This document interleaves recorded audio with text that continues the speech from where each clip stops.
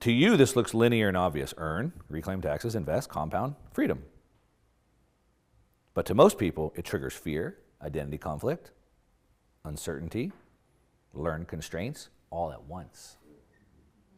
Here's what's really going on under the hood. Maybe you find yourself in some of these. I'll give me like 8 or 9 reasons. 1, industrial age conditioning. Stay inside your lane. Modern schooling wasn't designed to produce capital allocators. It was designed to produce reliable employees. I won't read all this to you, but this strategy requires the opposite. Independent judgment, comfort with ambiguity, responsibility for my own outcomes, willingness to be wrong publicly, long time horizons, systems thinking. That's number 1. Number 2, debt creates psychological compliance. Student loans, mortgages, car payments, family obligations. Those don't just consume cash flow, they consume risk capacity. If you miss a paycheck, it feels catastrophic. So then experimentation feels like you're being reckless. So the brain says, protect stability first, don't gamble. Even if the gamble is actually rational. Number 3, we'll go into these, but 3, loss aversion is greater than opportunity. So humans weigh losses 2 to 3 times more than they do opportunities. You've got to post these. Huh? You've got to post these. This is really cool. Sure. If you guys aren't using AI all day, every day, if there's nothing else you walk away from here today, do that. Seriously. Now, I'm just going to break down a big misconception. Do not ask any AI to do any work for you.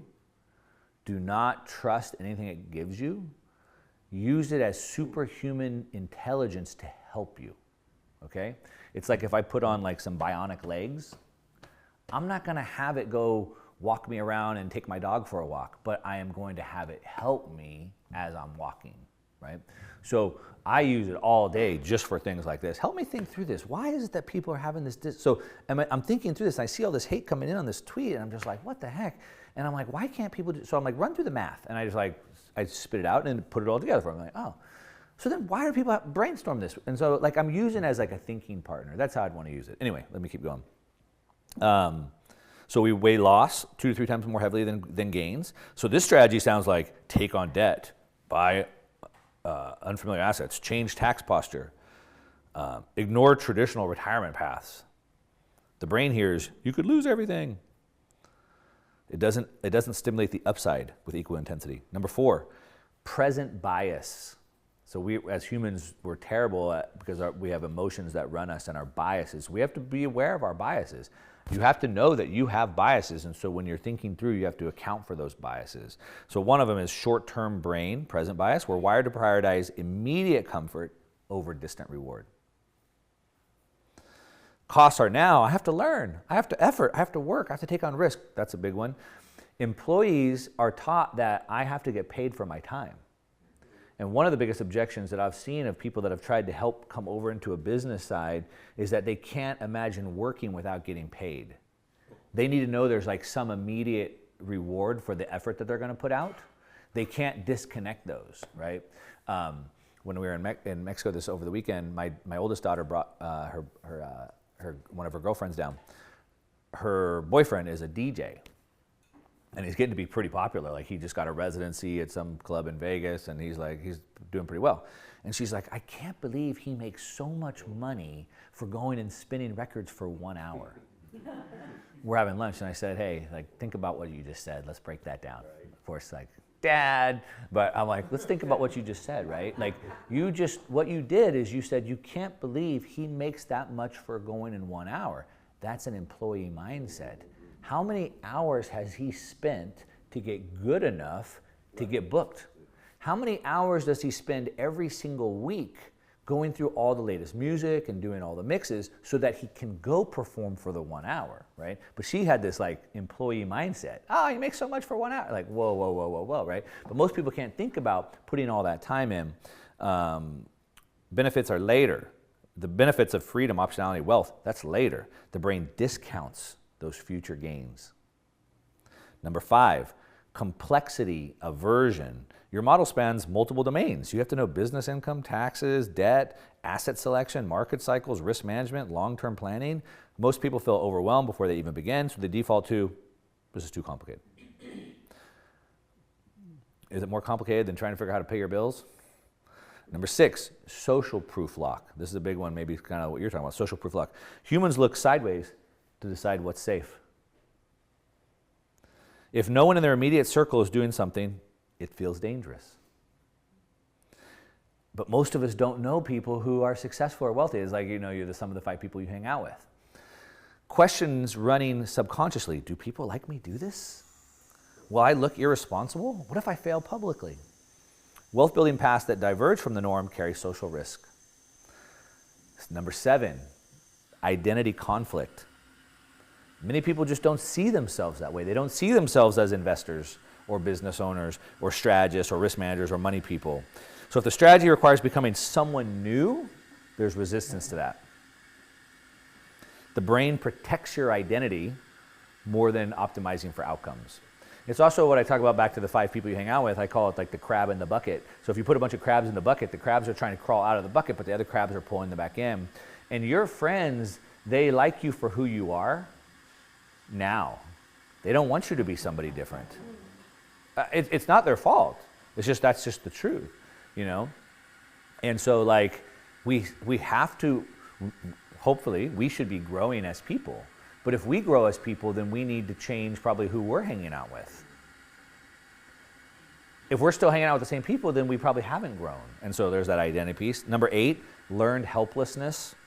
Years of feeling stuck create a belief. Nothing I do will meaningfully change my trajectory. So I talk about this a lot. It's like, hey, you could save $20,000 here. Yeah, but is all that work even worth it for $20,000? Yeah, but imagine where that $20,000 is compounding for 10 years. Right? Nothing I do will meaningfully change my trajectory. I don't have enough money to worry about it. I don't have enough time left. I don't have, whatever. So we have that. So even actionable paths get dismissed. Number 9, energy depletion, not laziness, energy depletion. After long days of work, after commuting back and forth, we lose our cognitive, our bandwidth, our strategic thinking. That's get dwindled down. It's a lot of the reason why I want to make decisions and try to automate things as much as possible, because we want to preserve as much mental capacity and bandwidth as we have for the important things. Not wasting a decision. So we have decision fatigue. If any of you guys have ever cleaned out your closet or your garage, you know what I'm talking about, right? Like you just can't make another decision. Decision fatigue is real. And like, how much time are you going to spend making a decision on what you want to wear today, or what you want to have for breakfast today, or lunch? Like, how much time will you spend on that? Like,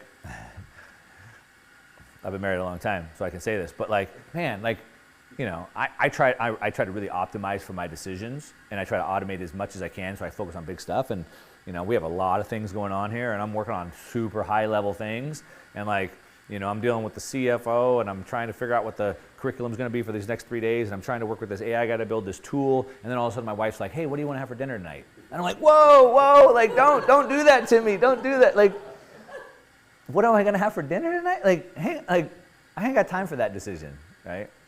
So I just have steak every night. I never have to worry about it. Yeah, but decision fatigue is real. So it's not laziness, and then fear of irreversible mistakes. Traditional paths feel reversible. I keep the job. I save into a retirement account. I follow mainstream advice. I do what everybody else is doing. So this path, doing something different, it's like stepping off of a cliff. I don't know, the fear of the unknown out there. Number 11, authority bias. If schools, banks, employers, and media don't promote that type of a strategy, people assume it's unsafe. Now, I'll be honest, it sort of is unsafe. If any of you guys are business owners or entrepreneurs, it's not a safe path. Like, I've been broke a couple times, and I remember thinking, man, I should just become a fireman or something. Like, what did I do, right? It is a little bit unsafe. You can either be the lion in the jungle, the king of the jungle, being free to do whatever you want and sleep all day and get the antelope when you're ready and live that life. But it's dangerous, because what if you don't get the antelope? And what if you have to fight the other lions in your pride? You could live in a zoo in a cage, and you could just get your food delivered to you every day. Number 12, security addiction. Predictability feels safer than freedom. A guaranteed mediocre future feels less scary than an uncertain great one. Number 13, they've never seen the full model. Most people only see fragments. Take on debt. That's scary. Buy volatile assets. That's scary. Use tax strategies. It's complicated. But they haven't seen it all together. So without the system, without the context of the system, each piece looks dangerous. Two more. Those are all stacked on top of each other. Yeah, there's two more. Cognitive dissonance protection. If someone believes hard work alone leads to success, if I could just go get a pressure washer and pressure wash driveways, if I could just pick up a paintbrush and paint houses, if hard work alone could lead to success, then a leverage-based strategy threatens my worldview. Instead of updating beliefs, the brain will reject the strategy. If I believe that to be true, then everything else I've believed is false. I can't do that. If I believe those Epstein files are real, right? The cognitive dissonance. Number 15, responsibility shift. Traditional path externalizes responsibility. So the responsibility, the employer, they're responsible to pay me. The government, programs, the advisors, the institutions. This path internalizes responsibility. You have to be responsible to make it happen. So anyway, that's kind of what I came up with. And I think, we just want to be aware of all those things because those are all things that will creep into our own thinking.